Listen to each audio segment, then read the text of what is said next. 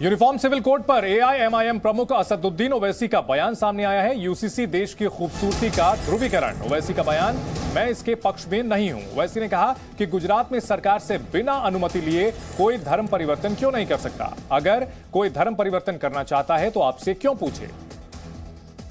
ओवैसी का दावा, यूसीसी देश की खूबसूरती का ध्रुवीकरण होगा। यूनिफॉर्म सिविल कोड, जिसको लेकर बीजेपी ने इस बार राज्य के चुनाव में वादा किया है कि एक बार फिर से जीत हुई तो राज्य में यूनिफॉर्म सिविल कोड लागू किया जाएगा, समान नागरिक संहिता लागू की जाएगी। और इस पर ओवैसी ने हमला बोला है और कहा है कि वो यूसीसी के पक्ष में नहीं है।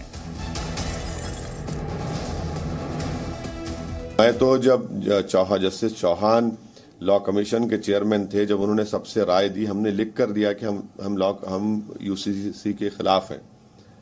ये देश की खूबसूरती उसका प्लुरलिज्म है। ये देश की खूबसूरती एक कल्चर नहीं हो सकता, इसमें हजारों कल्चर हैं और वो कल्चर प्रॉस्पर करेंगे, वो कल्चर रहेगा तो ही भारत की ताकत है।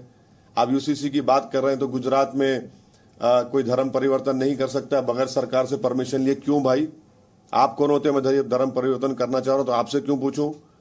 आप डिस्टर्ब एरियाज एक्ट लगाते हैं, मुसलमानों को परमिशन नहीं मिलता घर खरीदने के लिए। आप मलधारी लोगों को फॉरेस्ट राइट्स नहीं देते, यूसीसी की आप बात करते हैं। और हिमाचल प्रदेश में क्या अमित शाह जाकर एग्रीकल्चर लैंड खरीद सकते? नहीं खरीद सकते, सेक्शन 118 है वहां पर। कौन सा यूसीसी होगा? मिताक्षरा स्कूल ऑफ थॉट होगा या कौन सा होगा? क्या महिलाओं को एग्रीकल्चर लैंड में हिस्सा मिलेगा या कहेंगे कि नहीं कन्यादान हो गया बेटी जाओ? अरे डायरेक्टिव प्रिंसिपल्स में तो शराब के ऊपर पाबंदी लगाई है। डायरेक्टिव प्रिंसिपल्स में है कि देश में दौलत सब में बराबर डिस्ट्रीब्यूट होनी चाहिए। आज देश की 50% दौलत 8-9 परिवार के पास है। ये डायरेक्टिव प्रिंसिपल की आप बात कर रहे हैं।